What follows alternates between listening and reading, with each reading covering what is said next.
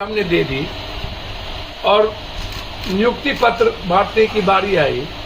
ऐसी कौन सी नौबत आई कि जब नियुक्ति पत्र 10 दिन 20 दिन के बाद बांटनी थी? कौन सा ऐसा सरकमस्टांसेस आया और कौन इसके पीछे हैं? एक बार तो पहले आप सीटीएट और बीटीएट के तहत ये पदाधिकारी लोग पैसा वसूल चुके हैं, लगभग लोगों से पैसा वसूल करके इनकी जिंदगी हरास कर दिया। दूसरे तरफ आप जो 4 लाख टीचर है उनके सम्मान के साथ भी आपने समझौता नहीं किया और उनको भी आपने रिटन एग्जामिनेशन के लिए कह दिया, तब आप वेतनमान होइएगा। और 20 साल पढ़ाई छूट जाने के बाद आप किसी का एग्जाम लीजिए और क्वेश्चन अपने तरीके से और सेंटर अपने तरीके से करिएगा और रिटन बीपीएससी एग्जामिनेशन के तहत लीजिएगा, तो फिर से हमको सेंटर के लिए भी और माफिया के लिए भी पैसा व्यवस्था करना पड़ेगा। और बिहार में जो प्रतिभावान लड़के हैं वो छूट जाएगा और पैसा वाला उसमें भर्ती हो जाएगा। तो क्या बिहार में जो पढ़ने वाले लड़के हैं, गरीब लड़के हैं, मेधावी लड़के हैं, क्या वो टीचर नहीं बने? मैं बीपीएससी के रिटन एग्जामिनेशन के पक्ष में हूं, लेकिन बीटीएट और सीटीएट के इस समय जब आप नियुक्ति पत्र दे रहे थे तो वो वक्त एग्जामिनेशन का नहीं था। या तो आप 2 साल पहले यह निर्णय लेते या इस नियुक्ति पत्र के बाद आप निर्णय लेते कि अब कोई भी बहाली बीपीएससी के रिटन एग्जामिनेशन के बगैर नहीं हो, तो निश्चित रूप से यह आने वाले प्रतिभावान लड़के को एक रेस्पेक्ट मिलता है। लेकिन बिहार में तो उसको मिलना नहीं है इस देश में, क्योंकि पैसे का खेल है। क्वेश्चन पहले आउट हो जाता है, सेंटर बिक जाता है और क्वेश्चनर करने वाला पदाधिकारी और एजुकेशन माफिया होते हैं। ये दोनों तय करता है कि क्वेश्चन हमें क्या देना और इस क्वेश्चन को पहले से हमें किस सेंटर को, किस कोचिंग को बता देना है।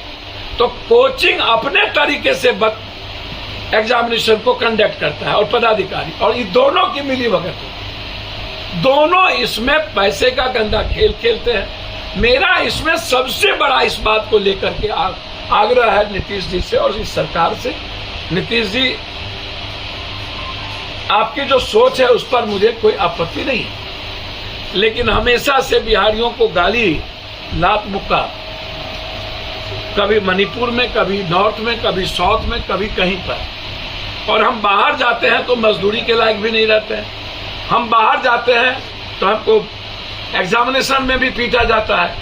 हमारे लिए किसी भी स्टेट में 10-15% से ज्यादा सीट नहीं है।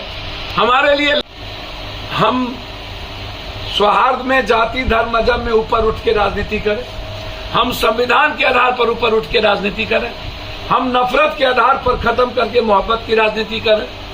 लेकिन जब हमारा घर खाली है, हमारे लोग भूखे हैं, हमारे यहाँ बेरोजगारी की दुनिया की सबसे बड़ी तादाद है और देश में सबसे ज्यादा युवा, यदि उम्र सबसे ज्यादा युवा की उम्र कहीं है तो वो बिहार है। आप संख्या उठा के देख लीजिए। एजुकेशन के हालात भी वही हैं। तो ऐसी परिस्थिति में एक तो पहले ही जो सीटीएट बीटीएट में रिटन एग्जामिनेशन की बात आई, यह प्रक्रिया ही गलत है। बीच में कोई भी कैबिनेट डिसीजन या कानून बनाना या कहीं ना कहीं एक सवाल खड़ा करता है कि आपको इतने दिनों के बाद क्या जरूरत है? क्या इसमें घालमेल है? क्या इसमें माफियाओं के साथ भागीदारी और साझेदारी है पदाधिकारियों की, जो हमारी सरकार को भेग रखी हुई है? एक तो पहले ही हमने गलत कर दिया है और मैं बार बार इसको कह रहा हूं कि अभी सीटीएट बीटीएट भी एग्जामिनेशन से हुआ है और उसको आप पॉलिसी में हाईकोर्ट को दिए हैं। तो अभी न तो उनके एग्जामिनेशन लेने की कोई नीड्स थी जिसको आप 10-20 सालों से घटा रहे हैं, और न ही नए 4 सालों के बाद आप लगातार जिसको आप सीटीएट बीटीएट में ला करके आज देंगे, आज देंगे, आज देंगे, अब नई पॉलिसी ले आए। तो ये तंग करने के अलावा दूसरा क्या रास्ता? और लगभग लोगों की उम्र खत्म हो जाएगी, फिर वो कहां जाएंगे? एक तो ये सबसे इंपॉर्टेंट था। बिहार की प्रतिभा का लोहा दुनिया मानती है।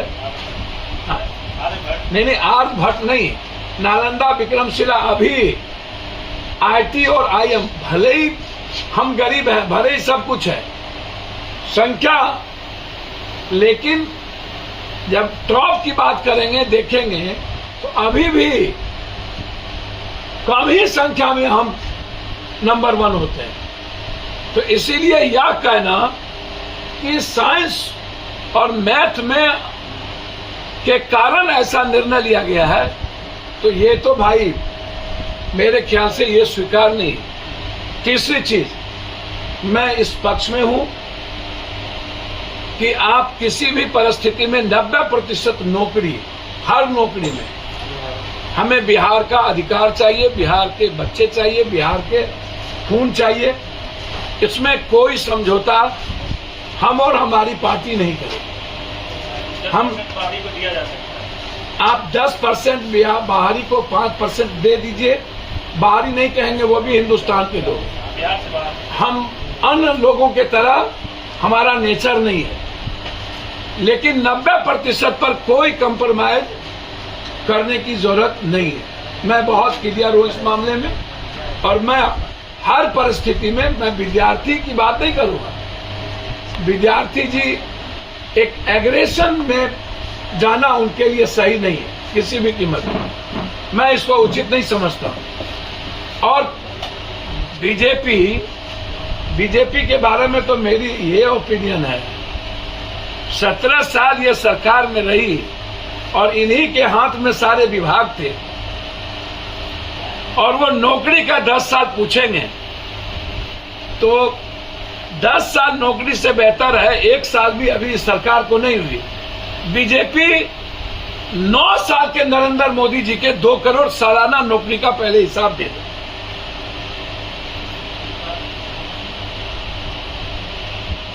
85,000 लाख हजार करोड़ रुपया आरबीआई के जो छपे वो आरबीआई बैंक में नहीं गए, उसका जवाब दे दो। किसानों के आंदोलन को वापस लेने के बाद निर्णय नहीं गया, उसका जवाब दे दे।